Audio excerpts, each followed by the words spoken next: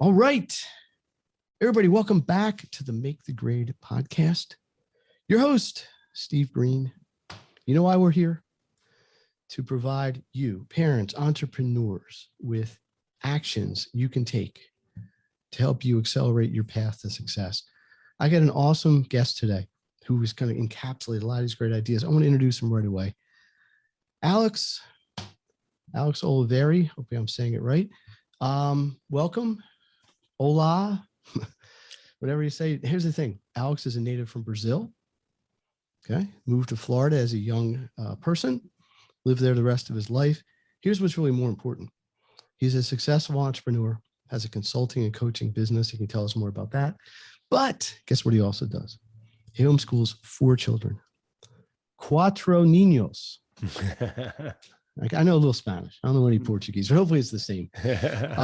So I think that's going to be really interesting, learning about his homeschooling experience, things like that. So we got really everything I love to talk about here. Successful business people, entrepreneurial spirit, school, education, academics. So without any further ado, Alex, welcome officially. Welcome to the Make the Grade podcast.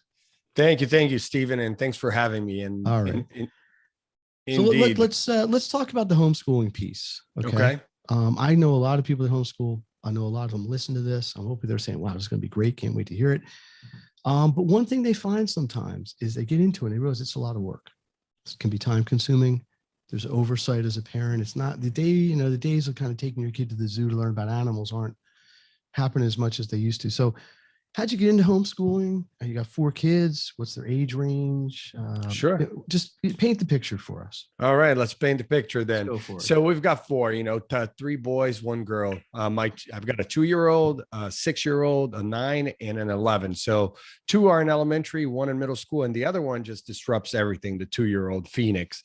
But we have a really great time together, and I think that the number one reason for us doing homeschool was spend more time together. Also safety, Stephen. When we really decided to do homeschool was for 2 reasons. A, we had moved up to Brevard County up here by the Space Coast, a lot slower pace. Number one reason. We say, hey, we like to travel. Let's buy an RV.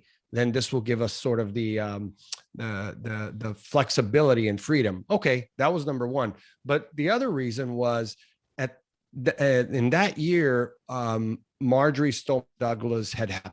Okay. And we live about 5 miles from Coral Springs, Parkland. Okay.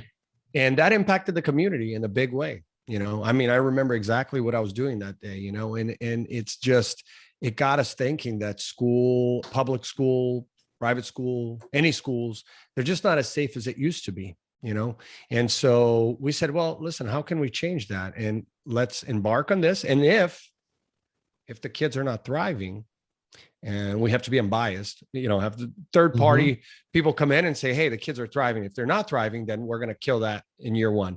And if they are thriving, then that's like check. And then the second thing is like, if we don't lose our heads, then check, then we can continue. And we continued, and we're in year 4. So there's a lot, you got a lot there. So let's start at the end. You're thriving, you're keeping your sanity. I assume it means you and your wife. Yes, me and my wife. Yeah. Okay. I know you have anybody else involved in your education. Sure. Well, some people do actually. I mean, a little bit older. I actually do a lot of homeschool education, but more like high school age kids, but it's not about me. I just want to touch on the safety issue. For those of you who may not know, Parkland was a high school in South Florida. Unfortunately, they had a shooting by one of the students, right? Like a kid who was a student, came in with guns and whatever, and shot the place up. And I don't know what the casualty count was, but any one injury was bad. And obviously that kind of thing, especially in a tight knit community, can be really tough. But it obviously had an impact on you personally. So what intrigues me, and that, that's a shame, and let's hope that never happens again. But the RV thing really intrigues me. So you bought an RV, packed everybody in the RV. You're driving around wherever. How long were you in the RV? Well, so we moved up here and immediately got the RV. So no, we were living in the house, but we said, hey, what we're going to do is go out every other week, as often as we can, go down to the Everglades, go down to North Florida, Georgia. and we're going to incorporate the RV and the travel into the homeschool. Well, that, let me just tell you, didn't really work that well, because running a business and doing that is very difficult. So we said, hey, that's okay, but we still have the freedom to some months accelerate the learning and all the work, both in the business side as well as the education, and then say, let's take 2 weeks off and get on the road. And we'll still do some work, but it's not as heavy, because for me, Stephen, running business, it was really hard to adapt to working from home when we moved up here. So I had an office forever. And for some people like working from home. At that time I did. And I was very anti work from home. I love the office, the culture, the camaraderie, the travel, the conferences. And then coming into when we moved to Brevard, working from home was making me crazy. And then when you top that off with the homeschool was actually a piece of cake. I took longer to adapt to working from home. So what would you say, in your opinion, is the biggest benefit of homeschooling your kids? I mean, you talked about being togetherness. So there's a bonding piece, but and safety. But from an academic standpoint, do you feel it's working out the way you wanted it to? Absolutely. And because instead of someone at some office down and, sort of in an organizational structure, creating a curriculum that is a one size fits all, which is okay. It's worked for a century, but I don't feel like it's working as well as it could, because in some areas we want the kids to be more exposed to certain things. In other areas, not so much, right? Because it may not add any value. So for example, today, our lesson of the morning, the first lesson was discussing September 11th, which is tomorrow. Okay. So we took time to explain to the kids, why that happened, why the Taliban and why bin Laden, attacked America, because in his own words, it was because America, is a friend of Israel. And among other things, but that was like the number one thing. And then we can kind of track back to why is that an issue? And we create this curriculum that is just, and then we ask them open-ended questions. How do you feel about that? Tell us what you learned. What was your takeaway? How did it make you feel? They're not going to be able to get that in a classroom, right? Because obviously you've got more kids. So I feel like the level of attention and education that they get is so much more customized and beneficial for them, because it's a lot of work for us, right? To do that. So that's what I think they get, a more global, universal, next level education. And I will say this, just like I mentioned before, if we thought that we couldn't do better than they would get out there, then we said to ourselves, we will have to come to that. If we come to that point, then we have to say, let's send them back to school, because clearly we're not doing a good job.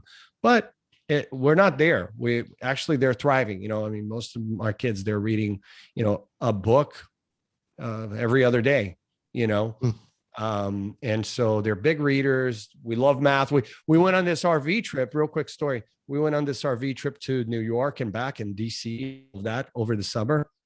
And I saved all my receipts, every single receipt, for gas, for food, you name it. Right. But we were in the RV. So obviously there was no lodging. And when we came back, I said, hey, listen, one of your first projects for this year, for my sixth grader, Luca, one of your first projects is going to be to, go through the receipts, categorize them, gasoline, food, whatnot. And just, that's a cool project, right? And then he can tell stories through those receipts. And I said, now I'd like you to incorporate some technology. So let's write a blog post. What's a blog post? Okay, this is a blog post. So it's like almost like a tree with branches, right? I can take one small topic like a RV trip and turn it into multiple life lessons, both academic, but also incorporating some soft skills, right? In the education world, they usually use the term holistic learning for that sort of thing, blending multiple disciplines. But I think the piece that you're bringing in is there's a practical real world application, right? Which I'm not saying they can't teach at school, and in some cases they may, but probably not for a 6 or 9 year old. Mhm. right? Or even an 11-year-old, to give them that kind of responsibility. Um, would you say that the longer you homeschool, it gets easier or more challenging, or is it just day by day? No, definitely. It's getting more challenging for sure. Ah, because the kids are getting older, or just Because the subject matters it gets more complicated? it gets more complicated, right? So I do math and history, or math and geography for the little ones, and my wife does language arts and science. And then on Fridays, so they do Monday through Thursday, and then on Fridays we do all the extracurriculars, like, art and journaling and field trips and whatnot. But Monday through Thursday, we're doing the academic, right? And we're blending multiple platforms. Florida, we're lucky that we have this flex curriculum through the state, and it's a free platform. And we've tried all the paid platforms. I mean, literally, we've tried so many. And what we like is this hybrid, where for some math, we might use Khan Academy, but for other parts of the math, we might use Florida Flex, the FLVS here in Florida. But yeah, I think it gets harder, Stephen. I mean, it gets harder, but here's the deal. I think what we do for the kids is lead by example, because they see we're frustrated at times, not with them, with ourselves, like going, oh my God, I'm running $1 million business here. Why can't I get through this simple, algebraic expression? What the heck, man? And it just shows you. But Yeah. I'll tell you what it's done for me, Stephen. What it's done for me is another level of appreciation for our educators, because it's a lot of work. And I can't imagine I can't imagine, because I've taught college courses, but I can't imagine being in a room with 30, 40, 50 kids. And it's very hard, because you want to reach everyone, but some of them will let you down and you're going to feel like a failure. But in this case, it's much smaller. But I just say doing it day in and day out is just a lot, for anybody. Well, yeah, again, it's a lot of topics, but education is a challenging profession, because you got so many individual needs and individual strengths and weaknesses, and try to address that in a heterogeneous classroom has been a challenge for hundreds and hundreds of years. One of the things you might find, some of the families I work with to homeschool, who have your kids are roughly 2 or 3 years apart, you reach a point, so let's say when the 11-year-old's 14, maybe they can almost teach the then 12-year-old maybe some of the math. And what you start to do is you make that part of their opportunity. I love that. Like, hey, look, it's math time. Last year you were learning whatever orders of operations in math, whatever. And now it's time for your sister to learn it, or your brother to learn it, whatever. I'd like to bring you in to help with the instruction. And the kids universally usually really like that. Yeah. It's a break from them learning. It makes them feel a little bit more important. And then in sequence, the middle one, or in your case, the now 9-year-old can teach the 6-year-old whatever they're at, because they're trailing in what they did. Because some of the stuff is grade specific, and some of it is universal, right? You can do some things with all of them together and some not. One of the challenges I hear from people about homeschooling is getting them involved in other things.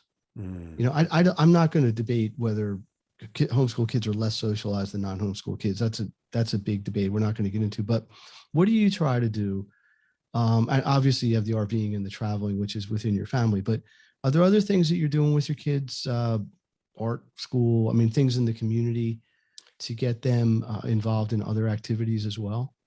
Yeah, well, prior to COVID, absolutely. We did a homeschool group that they used to go do art, science, and a bunch of other cool stuff, like STEM and PE, and they used to do soccer and karate and dance and a bunch of cool stuff. All the stuff typical kids are doing. Yeah, typical kids, and they made friends that way. But yeah, absolutely. Since February of 2020, zero. None of that anymore. So for us, what we've done is we've made sure that a certain set of friends who take the same safety precautions as we do during COVID, we get together. So last weekend, I was down there in Florida with a childhood friend of mine, Al, who he's got 2 kids, and we were at my mom's all weekend, and the kids, they're the same age. So they spent literally, like 13 hours together and had a great time at the pool. So there's a ton of socialization. But I would say if you spend any time with my 4 kids,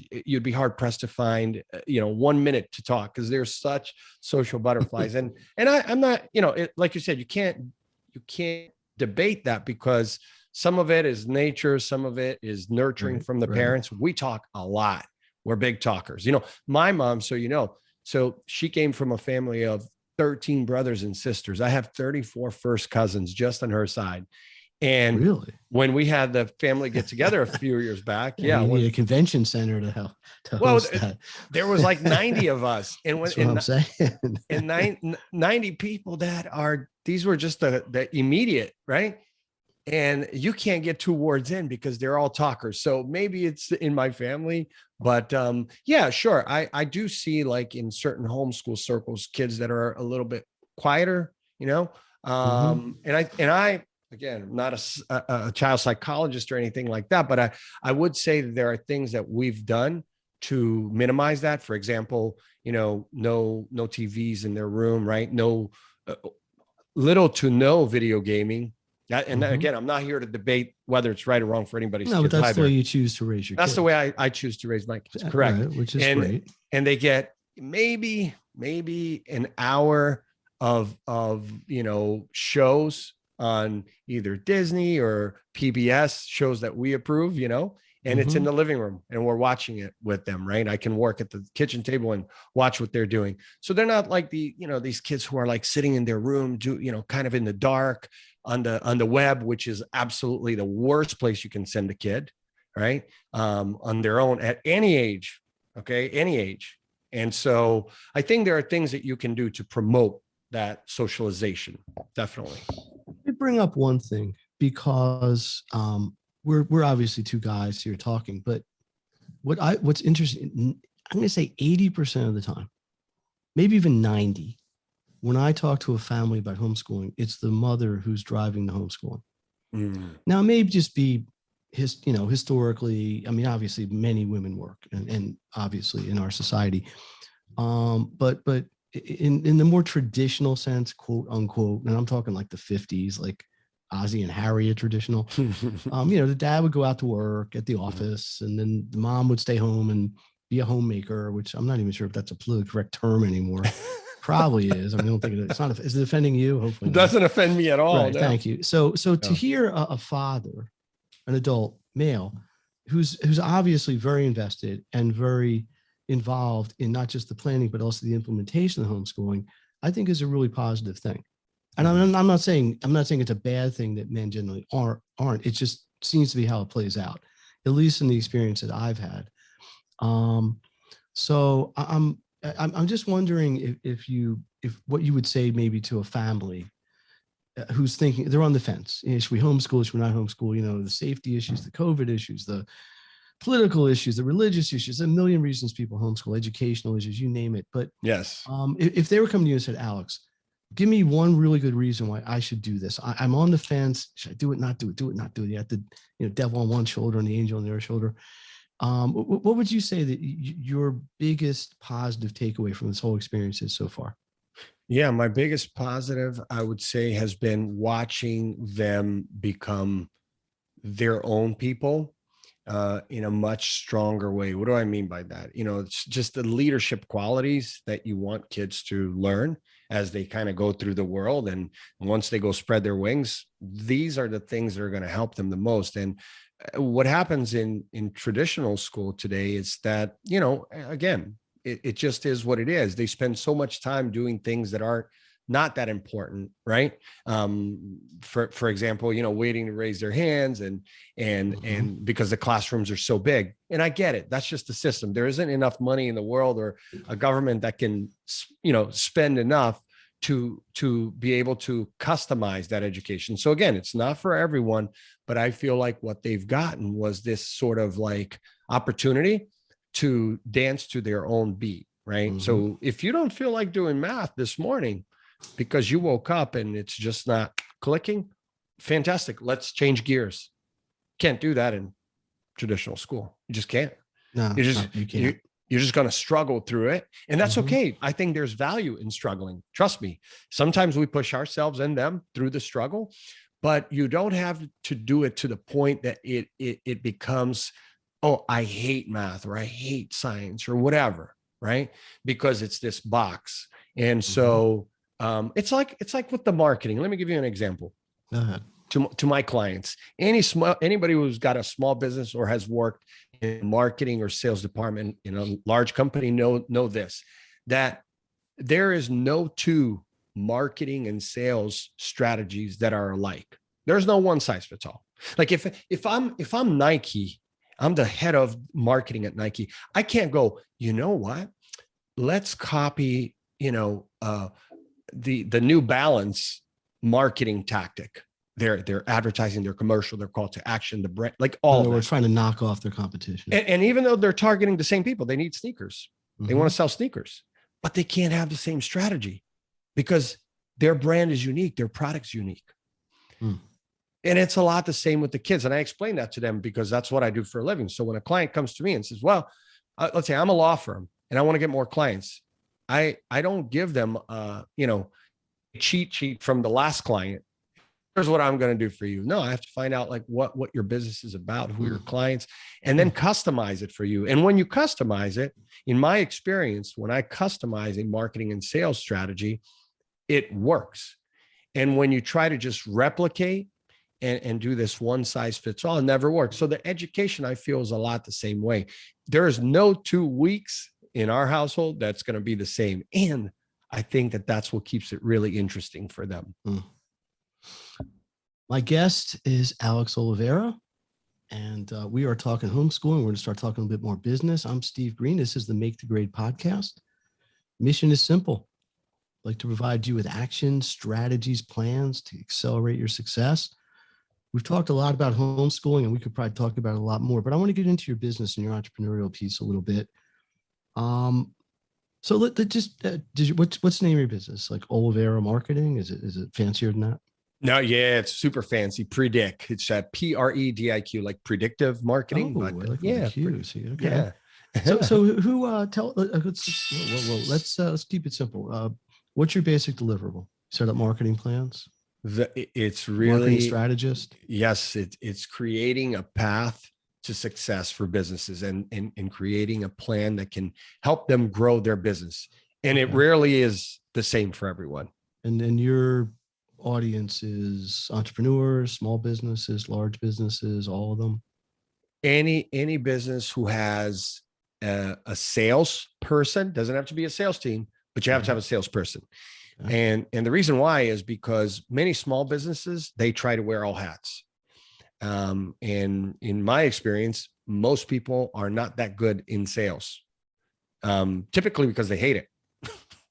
So they're like, I'm not going to the easiest job, that's for sure. Yeah, I'm not going to cold call. I'm not going to put information and follow up and nurture. So most business owners shouldn't be doing their own sales if they're not great at it, if they don't love selling their product. And on occasion, I get a business owner who is not by the book at all, a salesperson, but they're awesome at it because they love their product, they love what they do, and they love taking care of their customers.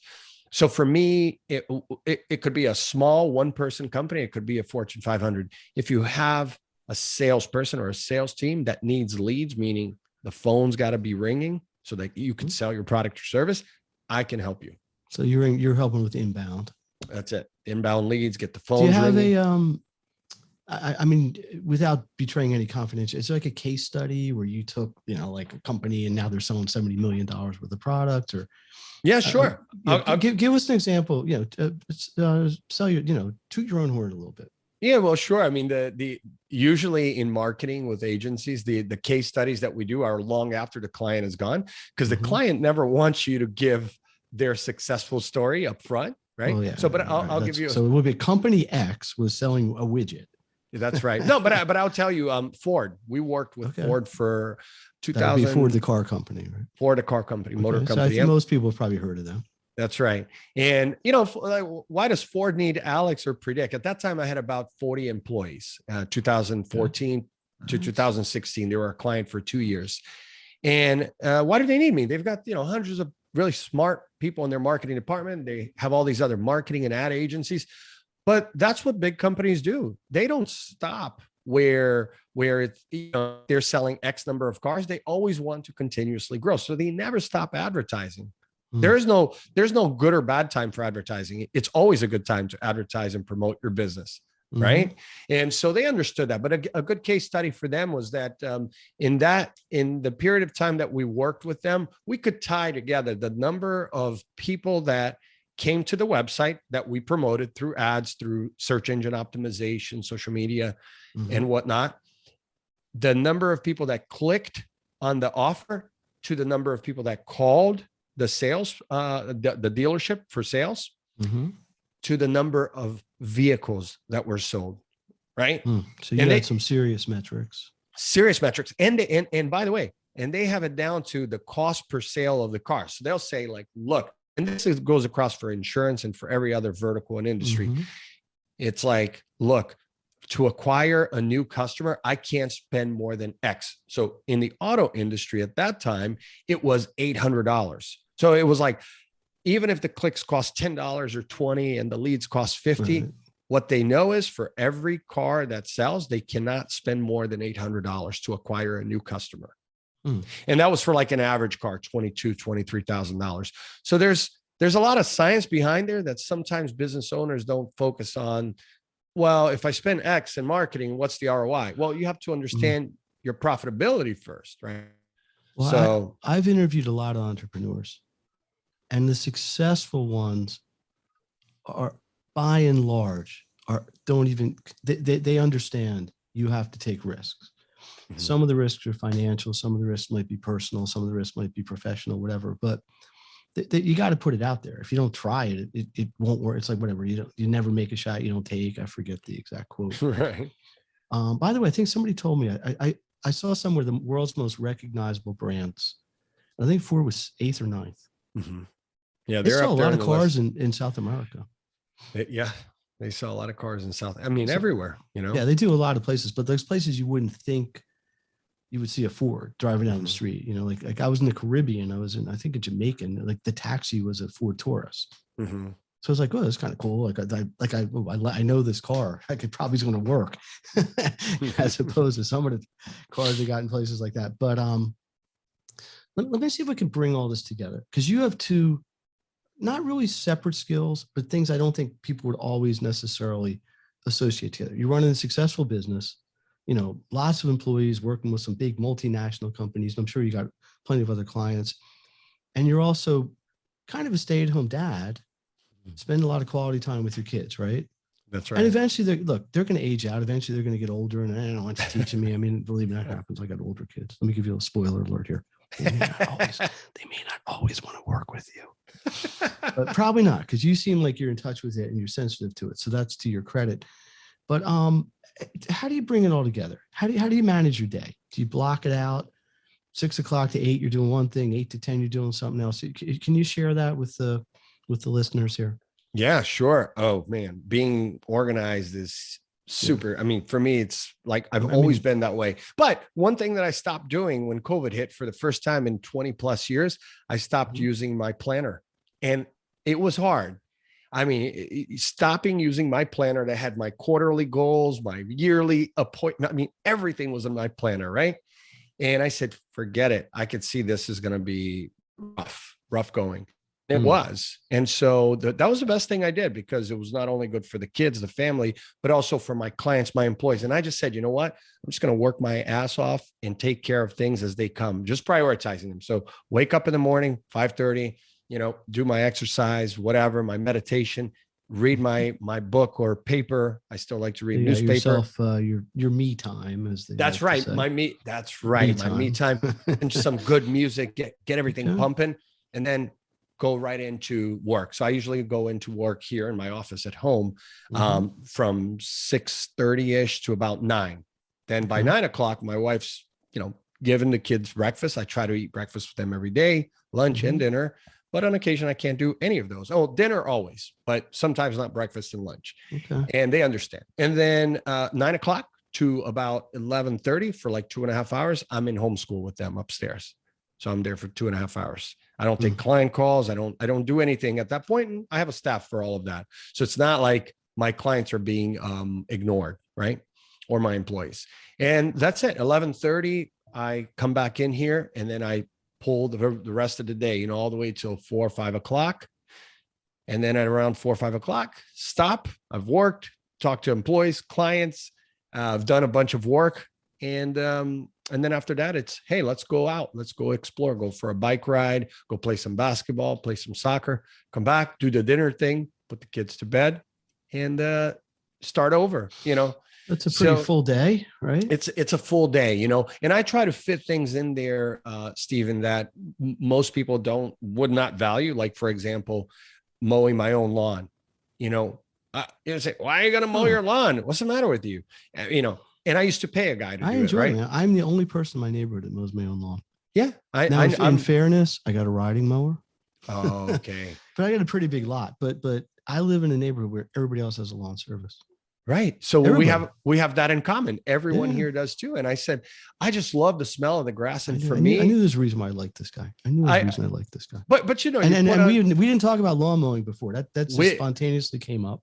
It totally did. But you know, like you put on that music and you just get sweaty and you smell that grass. I love it, man. So I try to tell other entrepreneurs and other leaders that, look, what you value is going to be different than what I value. That's you know, for sure. So find the things that move you. And I'm not kidding. I look forward to the days that I'm mowing the lawn. Yeah, it almost has a meditative kind of feel to it. It takes me about an hour to mow my lawn. Me too. Right. To do it right. Sometimes I'll rush. What I don't like edging. And I have two of them. I have two. I hate edging. I don't like it either. I always like the cord breaks off and I try tapping it on the ground and it doesn't come out. I got to take it apart. So that part doesn't look as good as my neighbors. I'll grant them that. But listen, we could go on forever because I find you very, very interesting. You're leading a great life. You know, you spend quality time with your kids. You know, bless you for that. You've got what appears to be a successful business. Flash forward, I don't know, 3, 5, 8 years. You think you'd be doing the same thing? I mean, now eventually your kids are going to age out. But do you see anything really changing much over the next 5, 6 years, or at least till your maybe youngest one is old enough to? No, because I'll say this, Stephen, we've worked so hard to get here. You know, I think back to my family, them coming as immigrants, right? And giving us the opportunities that we've been, you know, given. And of course, there's so many people that have played a part into my success and my wife's success as well. Like, of course, our parents and friends and siblings and just so many people that I can thank. But it's gotten us to the point where we have the level of control in our lives that allow us to do the things that really are meaningful to us. Whether it's, for example, earlier today, we were choosing, I'm going to go to Denver tomorrow to a conference for 3 or 4 days. I'll be back Tuesday.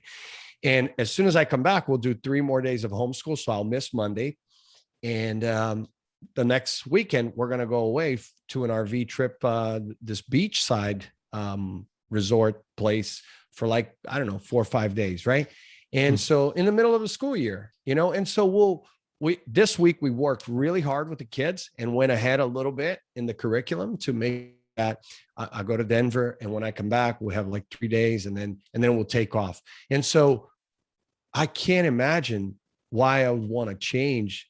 I feel like the luckiest person ever, you know, I mean, God bless, we have our health and we don't have full control of that always, obviously. Financially, I've made a lot of mistakes in my first 10, 12 years as an entrepreneur.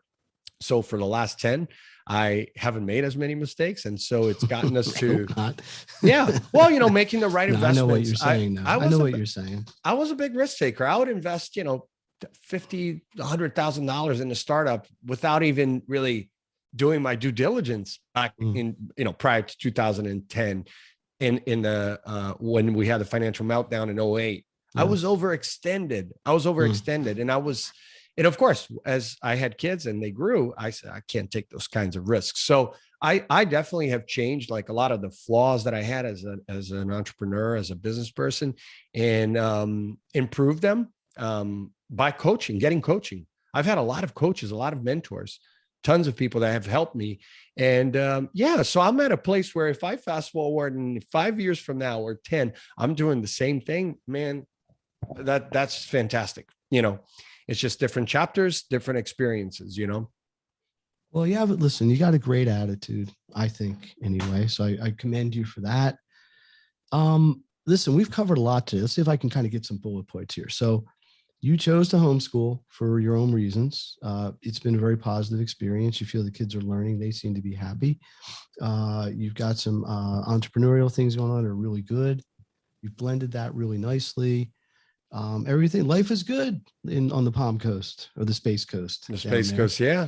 Yeah. Let me ask you one last thing. Do you have anything, to people listening, you want to plug? Do you have a website? Do you have anything, anything you're doing business wise you want to make people aware of, or anything like that? Well, I've got this, like you, a podcast called the Dadpreneur Podcast.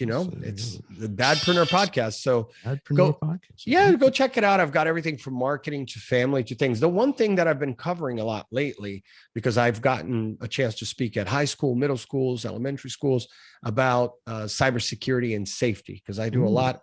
Yeah.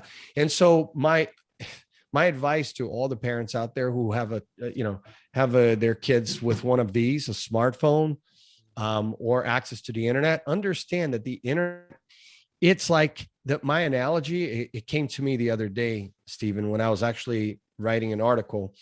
The analogy is this: back in the late 80s, I remember going to the video store with my parents, and I remember not Blockbuster, the local ones. I remember the back would have a little section that was closed off, and it said must be 18 to enter. Of course, that was all the porn, right? Oh, so I wasn't going to say that, but I think I knew that. But yeah, it's okay. Yeah. Adult. It was the adult. But video. As an 11-year-old kid, I used to walk by and go, well, because you see a sign that says you can't go in. What's the first thing you want to do? I want to do it. Right. Exactly. And I never got a chance to do it. Right. Mm-hmm. And I never got a chance to do it. And even if, some teenage kid maybe was able to go back there, they're not playing the movie. The content is there. You'd still have to check it out, take it home. Okay. Fast forward to 2021.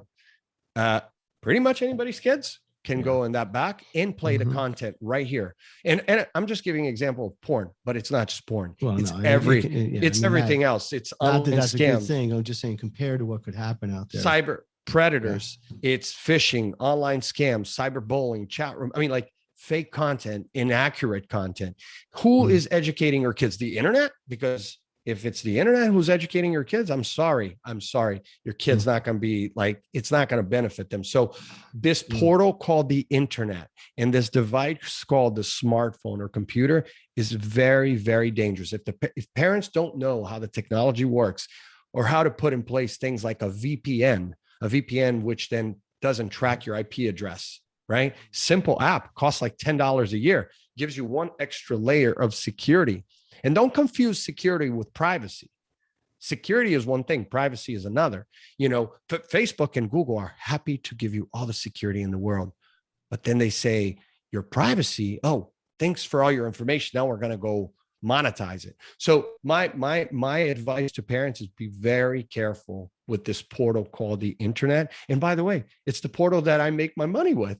That's how I make money, with digital marketing, lead gen. But I will be the first one to tell you that these companies need to make the internet more private, more secure for especially parents. But then it's the responsibility of parents to understand that this thing called a smartphone is probably more powerful than a car, than any weapon that your kid might come into contact with. I mean, honestly, you just be very careful. So that's the thing that I've been talking about a lot, because I've been talking about it for years.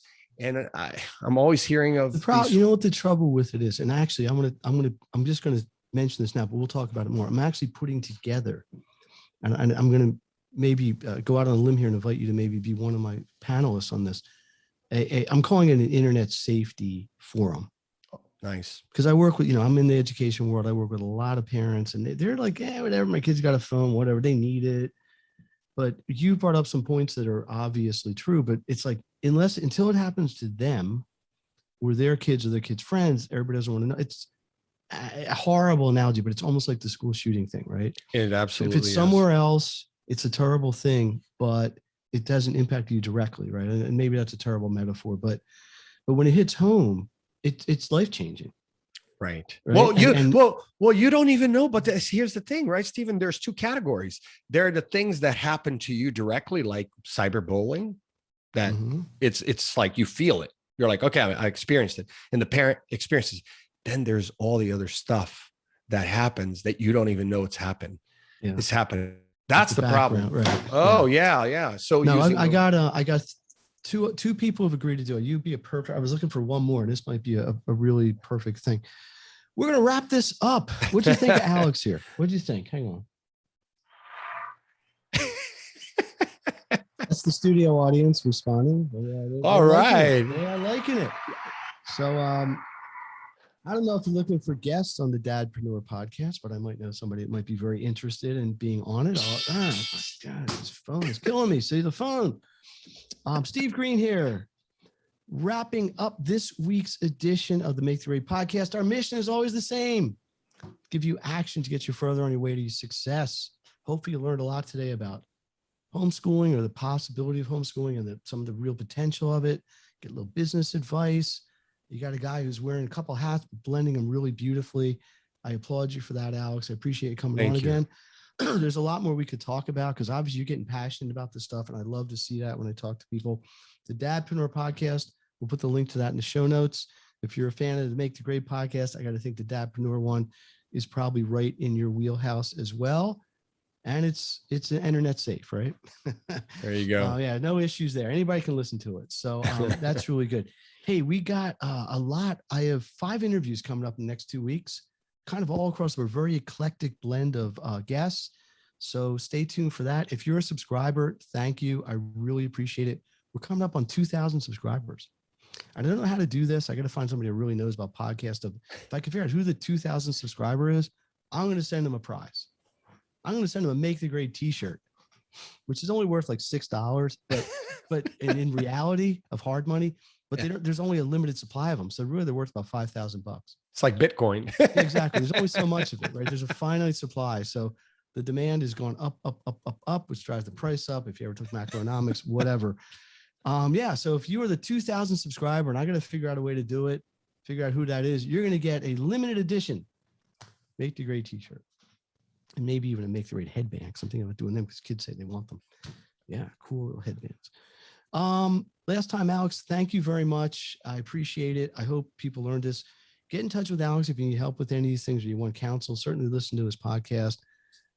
It's got some great value in there as well. We will get you with the next time. And Steve Green signing off here.